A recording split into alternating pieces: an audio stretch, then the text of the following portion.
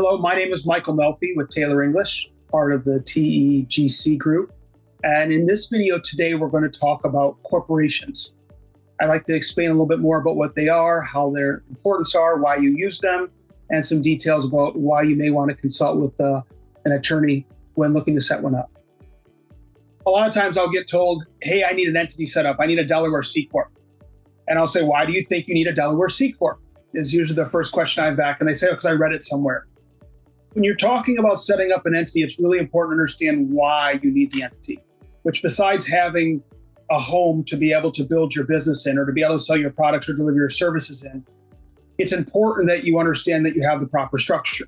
The reason that structure is important is at the very least, you want to build an invisible wall to protect yourself from liability. So whether you're setting up an LLC or a corporation, you're insulating yourself from liability. Now, that being said, you can't do something negligent, you can't commit a crime, you can't do something illegal, you can't do something willful and negligent. Those things aren't going to work, right? That's going to allow them to come through the corporate entity. But the idea is what happens in the entity stays in the entity. And if the documents are drafted right, you can be protected. You do want to consult with a professional to make sure your situation works for that and your actions do coincide with that. But that liability is an important part. The other side is tax. So regardless of the entity you're choosing, you want to think about the tax considerations. When you're looking at a corporation, it has very different potential tax structure than would be, say, an LLC. And so understanding whether you're a C Corp or an S selection, those are important things to discuss. And we're going to have an upcoming video soon that you can watch that talks about that. But I'm making sure you take the time to do that tax analysis is an important part of what goes on.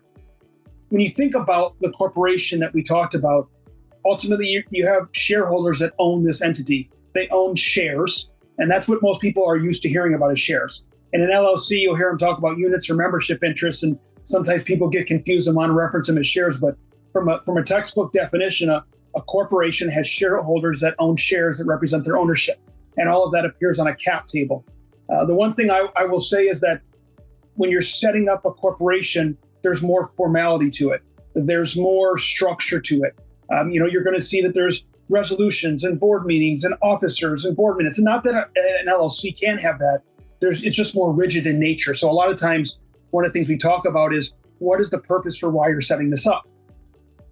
If you're raising capital, which is one of the first questions I always ask, are you going to raise capital? And the answer is yes. We typically want to go with the corporation. And the reason being is that most institutional investors, most sophisticated investors are going to require that.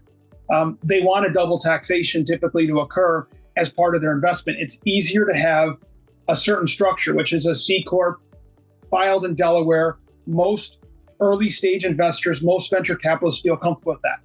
That being said, I've heard many a story where a company started out as an LLC and it was more a unique situation than it was the traditional situation.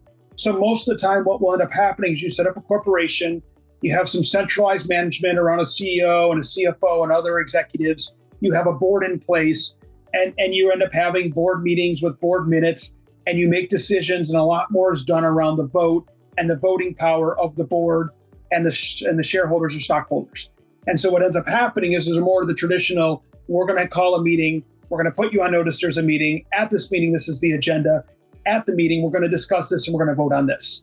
And that formality is important, especially when you have outside investors, because they want to know that corporate governance is there. They want to know that accountability is there. When it's a closely held company and it's you and one or two other people and no one else is going to have an input and there's no other key stakeholders, that's less important. Not saying you don't do a corporation, but that's a lot of time when people jump to a different entity formation. But when you're thinking about that, it's really important. And I go back to the fundraising piece.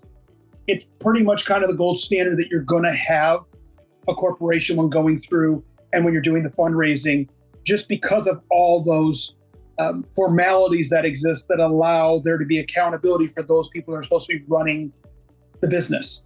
This is more attractive to investors. Typically, when you set up these corporations, they're going to be done under some state regulation. So that state regulation is going to be governed by state. So if you're doing Delaware or the state you're in, let's say you're doing it in Georgia or Florida or Tennessee or Texas or California, there's going to be state laws. So that jurisdiction has a set of regulations that govern how a corporation is run. Now, that being said, the majority of them tend to be very similar, but that's where you want to be able to talk to a professional to make sure you understand what you're doing in the right state and you're setting it up properly. I think that's an important part. depending on where you're going to take your business, whether it be investing, whether it be an IPO, anything that may happen is that, the corporation is going to be important. One thing to think about from a marketing perspective is sometimes hearing Inc. or Co. or corporation as a good branding play. And so part of your name may actually be corporation or Co. And so you may want to have a corporation specifically for branding reasons. The other thing is that you can offer different types of equity incentives. So you could have stock options.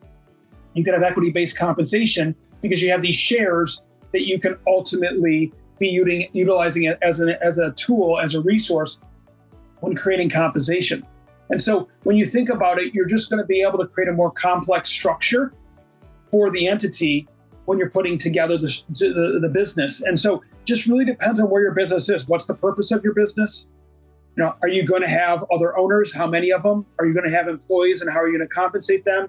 Are you going to take funding in? These are the types of conversations that I typically will ask people. They often ask, when should I do it? It's never too early to have an entity. It's never too early to get an EIN set up. It's never too early to have a history set up with your entity. The longer you have tax returns and the more bank statements you have and the more history you have, the more credit you build up with that entity, the better it is. So being able to set that up can be a very valuable resource as well.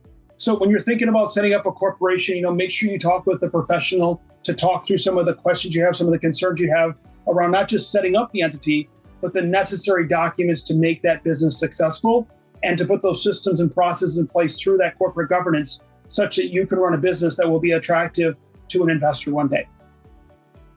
I want to thank you again for taking the time to watch this video. My name is Michael Melfi, and you can enjoy learning more about this, not only for myself, but the amazing team we here at Taylor English.